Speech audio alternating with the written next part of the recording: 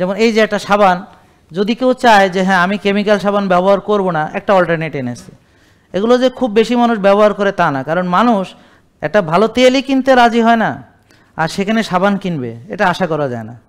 তো বাঙালি একটা দুঃখ লাগে যে বোন আপনারা তো গহনা কিনেন, মেকআপ কিনেন, লিপস্টিক কিনেন অনেক দামি দামি, কিন্তু দেখেন আপনার যে শরীরে ঘষছেন মাখছেন, হ্যাঁ সেটা কি কেমিক্যাল? এই যে লিপস্টিক কি কেমিক্যাল? সেটা কি আপনার পেটে যায়? তো মেকআপ স্কিন থেকে কি আপনার অ্যাবজর্পশন হয়?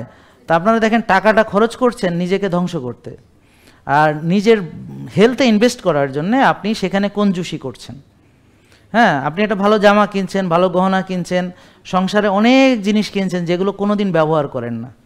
আপনি হয়তো একটা অ্যাড দেখছেন, কিনে ফেলছেন, অর্ডার দিচ্ছেন, বাসায় চলে আসছে, কিন্তু আসলেই সংসারে লাগে কিনা আপনি হয়তো কখনো ভাবেন।